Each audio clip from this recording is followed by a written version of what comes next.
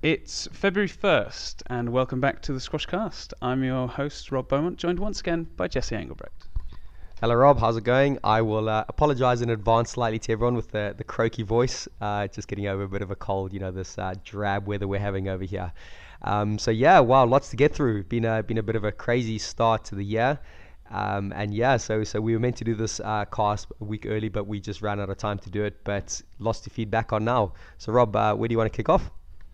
Oh man, we could start anywhere. We could start with the Hutke belt match, the best of 7 between Gawad and Gaultier. How about that?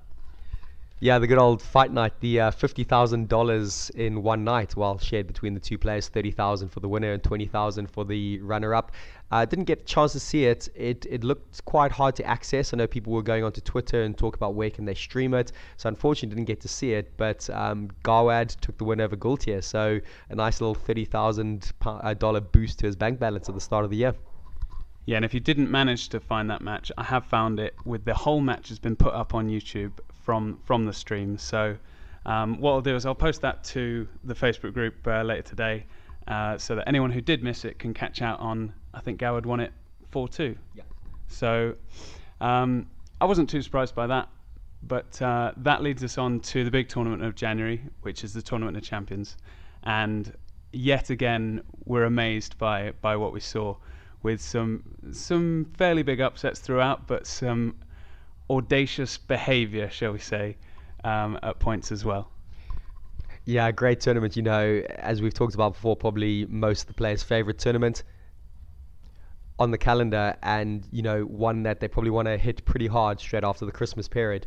It was interesting, obviously, mentioning the fight night in Houston, and then the final of the TOC was between the two players again. So whether that had an impact on the final, quite interesting to see. But Gawad, basically tournament of champion winner. 3-1 against Gaultier, really kind of taking on that form. He hasn't lost a match since he won the world title. I believe he won the world title, then Qatar Classic.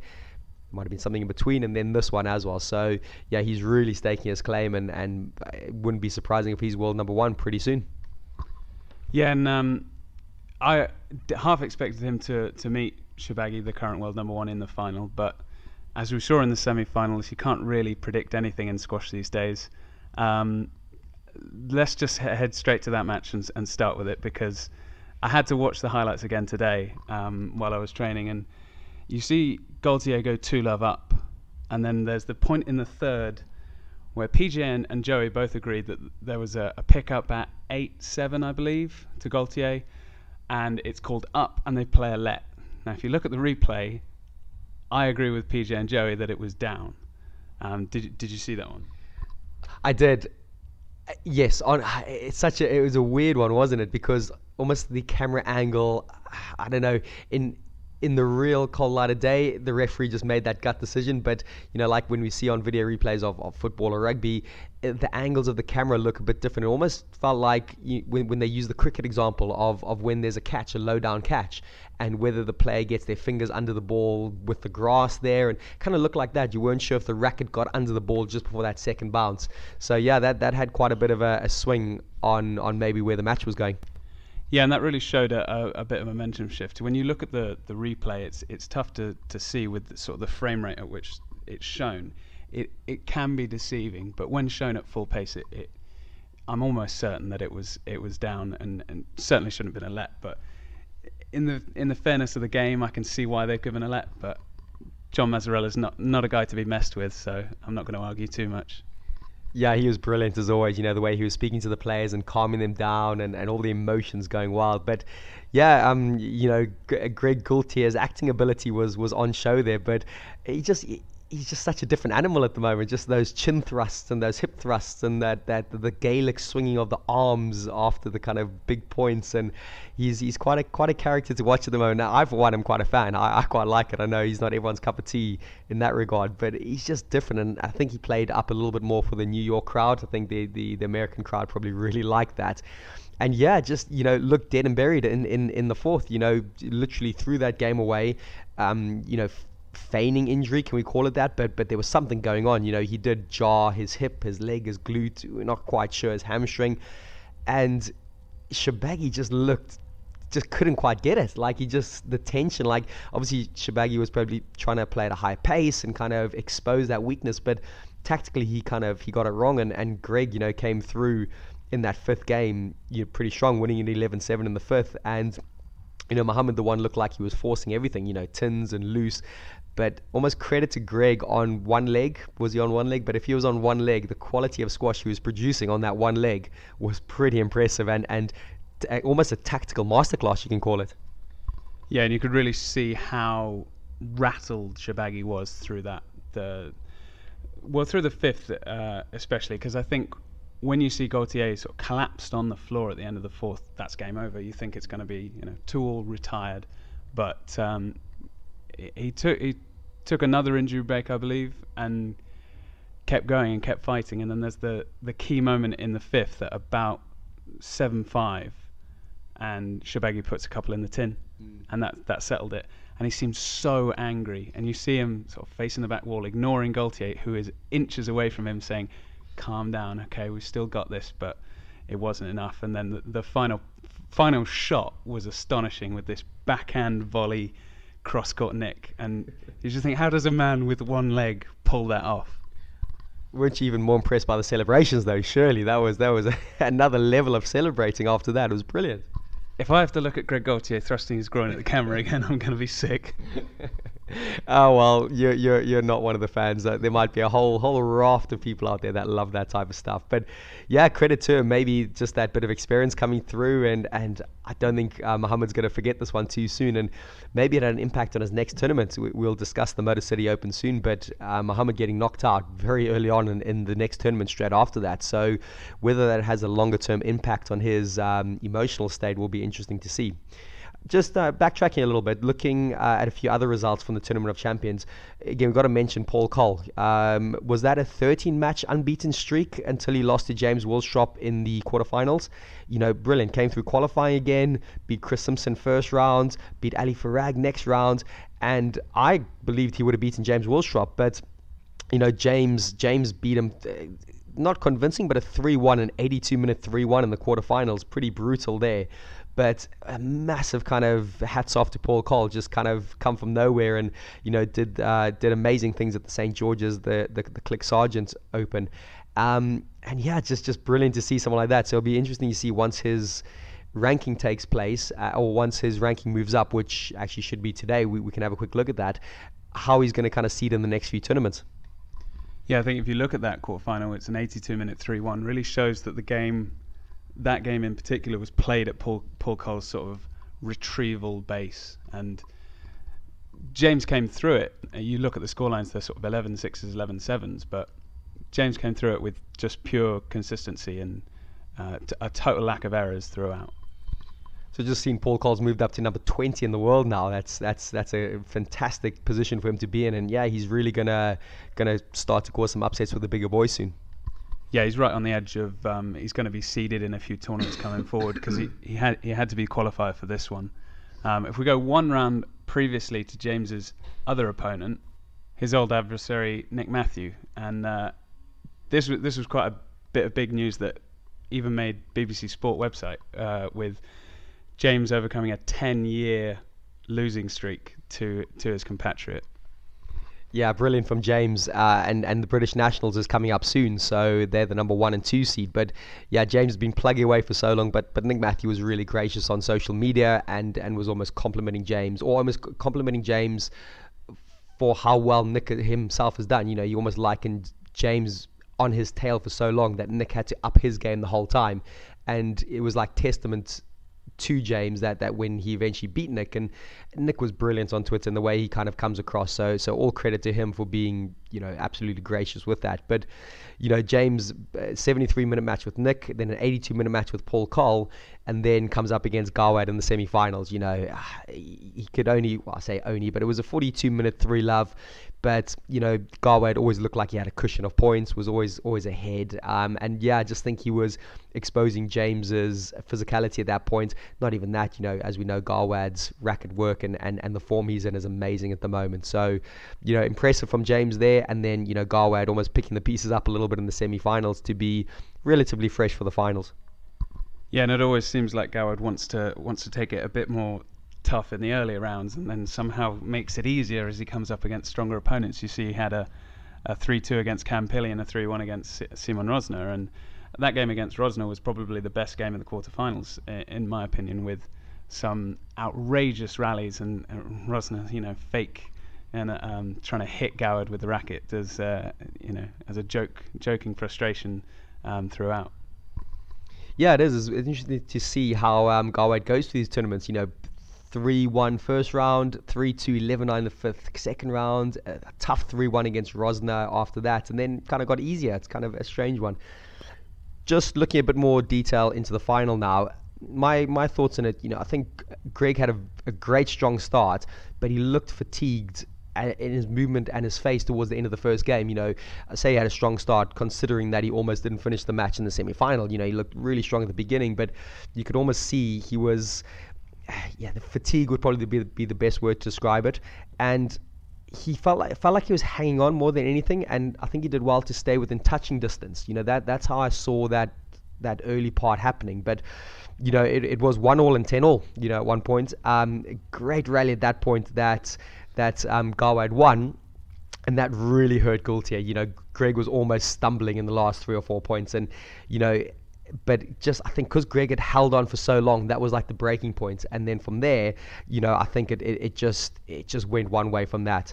Goward was just the balance on his shots and the angles. Like he's got such a good kind of combination between straight and then he whips in these wicked angles, and that was really hurting Greg. He's almost lulling Greg into a certain pace and style, and then he's just whipping angles all over the place, which was really interesting to kind of see. Yeah, and I think you're absolutely right that 10-all in the third game. I don't know how many shots were in the rally, but I don't think I've ever played a rally with that many. You played a match that long? Yeah, exactly. I've never played a match that long. And Gaultier throwing that racket away and gritting his teeth in absolute frustration, and Goward collapsed against the sidewall. Just really shows how much it means to both of them to win such an event. Yeah, what I like at the end, there was like a great hug and appreciation from Greg. He almost looked kind of happy for Goward, and I think Greg realized that was probably the best he could have done at that point, considering a semi-final and considering how well he played in the semi and the quality of the squash in the final.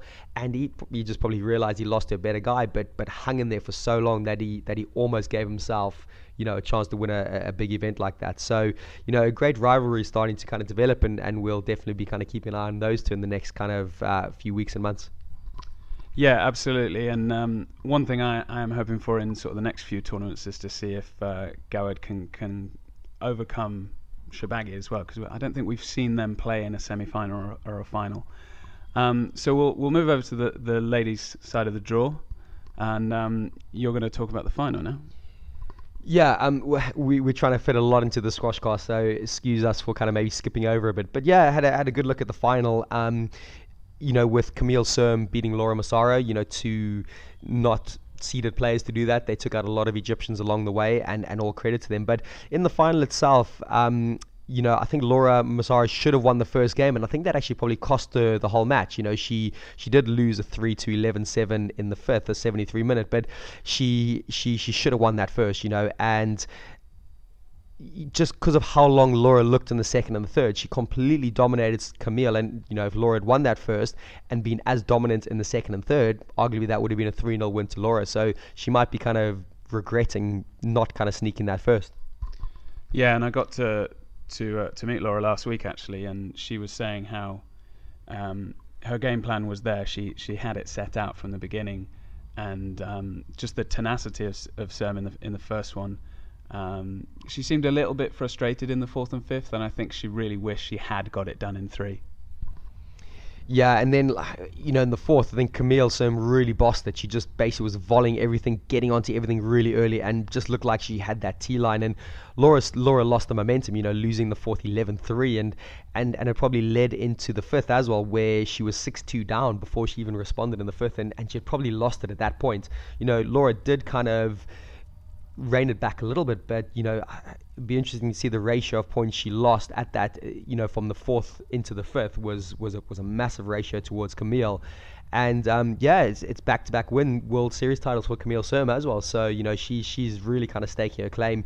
She's seeded 5 in this tournament, but if she can keep this form over the next few tournaments, she's really going to start to get right up there and mix it with the top 2 players soon. Yeah, and I think that we talk a lot about the Egyptian players, Shabini and Raneem, how they almost control the tour these days. But if you look at Serm and Massaro, they're very similar builds and not too dissimilar styles. And I do personally think that that's going to be the trend for women's squash going forward. I don't think it's gonna stay with the Egyptians. You're going to get more players coming through based off of this kind of blueprint. Well, yeah, interesting you say that. You look at this tournament particularly, Sarah Jane Perry taking out Raneem El-Walili, the 2 seed in the quarterfinals. It was a 5-setter, 11-5 in the fifth, 56-minute match, so not probably the most grueling lengthwise, but really big scalp for Sarah Jane Perry to come through that. And even the round before, she beat Amanda Sobey, the local favorite, where Amanda did brilliantly last time in the TOC. Did she win it? Well, she either won it or got to the final. She was really up there in the last one. So, the odds were stacked against Sarah Jane, and Laura then had to play Sarah in the semi-final, so an all-English battle. And I bet Laura was rubbing her hands with that because I know they train together and they do squads together, so they would have known each other's game well. And Laura being the senior stateswoman, I think she was kind of relishing in that. And then the other semi-final with Camille Surm beating Noor Al-Shabini, as you said, Rob, it might be a bit of a changing of the guard, and it might just spice things up a little bit in the women's game, seeing these kind of odd few results coming in. One more thing to mention, which I think was brilliant, equal prize money for the men and ladies. Great to see that, and getting on that. And I just think it's just good for the sport if we can have that. And we've seen, obviously, tennis has set the trend, and squash doing it. Great kind of presence on social media with it, and both parties, men and women, talking positively about it. Yeah, and I think that's one of the great things about squash, is that equal prize money that we've had in quite a few tournaments over the last couple of years. You see some sports like tennis, as you say, bickering a little bit, with Djokovic getting into a bit of trouble last year, saying, we play more matches, but that's not the case in our sport. So the girls spend as much time on court with as many games and as many rounds as the men. So I don't see why there should ever have been a split in pay. Good points. And let's hopefully see some more tournaments taking trend. Moving on to the next tournament that finished a couple of days ago, the Motor City Open in Detroit, a $70,000 tournament that threw up some really interesting results, I think. If anyone saw the results, wow. Mohamed El-Shorbagy, the 1 seed first round, getting knocked out by Cesar Salazar in less than an hour. Massive scalp for the Mexican, easily the biggest win of his career. And then in the bottom half, the number 2 seed, Marwan El-Shorbagy, the brother, you would have thought before the tournament started, you'd be like, oh, great, like a Mohamed and Marwan final here. But, Marwan getting knocked out second round by the Peruvian Diego Elias, in 5, so pretty big match there. And so that just kind of threw the draw completely open. And the Australian Ryan Kaskelly came through, number 7 seed, all the way through and got the title. And it's the biggest win of Ryan's career, big $70,000 event. Nice big trophy, nice big watch I saw he got there as well, which he'll probably appreciate. Just great to see. And one I was keeping an eye on was my fellow countryman Steve Coppinger got the better of Borka Golan for a second time. He beat him in the TOC first round, and then he followed it up by beating him again in Motor City, which is no mean feat. Mentally that's quite tough to kind of have back-to-back wins in the first round against the higher seed. Beating him 11-9 in the fifth, and then Steve taking out Cesar Salazar relatively comfortably, 3-love. It was a 19-17 in the third, but Steve then progressing to the semis, and at that point I thought, great, Coppinger's got this. He could actually have a massive kind of title here, but Ryan probably not more experienced, but probably played later rounds more than Steve got to those semis a bit more, and had that breakthrough at Canary Wharf last year, Ryan Kaskelly. So probably just had his tournament experience showing there to take out the South African in the semi-final. Looking just slightly at the lower half as well, third seed Ali Farag coming through relatively comfortably first and second round, beating Miguel Rodriguez. Miguel won his first round match when Zahid Mohammed retired, so that's quite interesting to see how that would have panned out. And then Ali Farag with a battle against Diego Elias in the semi-finals, 11-7 in the fifth. Ali coming through, and maybe that had a bit of a bearing when it got to the final. Maybe he just had the edge taken off him a bit. Ryan maybe came through slightly fresher, and Ryan taking it. Yeah, and unfortunately this is one of the tournaments that's not on Squash TV, so we weren't able to watch it, and there are no highlights either. But hopefully it'll be one of those ones that can push forward, because sometimes a lot of these tournaments get very last minute TV rights deals.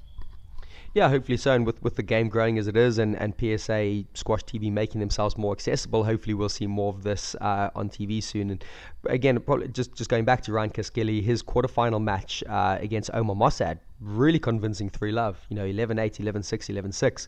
Very impressive, because again, thinking back, I tipped Omar to do some big things this year, but he hasn't really kind of done anything. So it sounds a bit harsh, that, but more credit to Ryan probably stepping up and being super clinical on that one. Yeah, and as soon as you see somebody like Mohamed El Shorbagy get knocked out, you're thinking before the tournament you're expecting him to win, but as soon as he's out, you have to look down the seedings and go 2, 3, 4 and go through all of these, and to get to the 7th seed Ryan Kaskili to win it is pretty astonishing. So starting February 2nd is the Swedish Open, so the main draw starts. The qualifying started yesterday on the 31st, and in this tournament we've got Gawad, who's the reigning champion, at the top of the seed, and right at the bottom is his best mate, Greg Gaultier. Yeah, again, let's see a Gawad and Greg kind of battle. Third one in 2017 by the looks of it, if you could take the Houston, the TOC, and this one. It'd be interesting to see how they get on. But yeah, a few names missing from there, notably both Shorbagy's. Obviously, they just played in Detroit. But yeah, Gawad, Gaultier 1-2 seeds. You've got then Simon Rosner in the bottom half as the 4 seed, and Matthew Castagnier is the 3rd seed in the top half. Be interesting to see how Matthew Castagnier goes, because he's been injured, I believe. He's coming back, but yeah, he probably needs some seriously big results here to kind of protect his current world ranking. He comes across Miguel Rodriguez in the 2nd round if it goes to seeding, so that will be interesting to see. And also you got Daryl Selby in the lower half, who's looks like he's hit some serious form of late, really relaxed and really confident in his play. So I'm lucky enough to have played in this tournament myself, and it's a fantastic place, a fantastic venue. The organization is out of this world. It's a great little student town in the middle of Linköping, which I can't talk highly enough about this. And Squash TV do a real good job of putting this on. So I'll be watching this one with keen interest. So with the Sweden Open finishing on Sunday the 5th, the only real big thing coming up in February after that is the British Nationals. It's towards the end of February. Top seeds, Nick and James, and Laura and Alison in the ladies. I don't think that there should be too many surprises, but we'll pay attention. Thanks very much for listening, everybody. Don't forget you can find us on Facebook and Twitter. All our podcasts are available through YouTube, SoundCloud, and obviously iTunes. And we will do our best to be a bit more prompt next time with the next episode. But we're busy. Leave us alone. Okay. See you next time, guys. Thank you very much.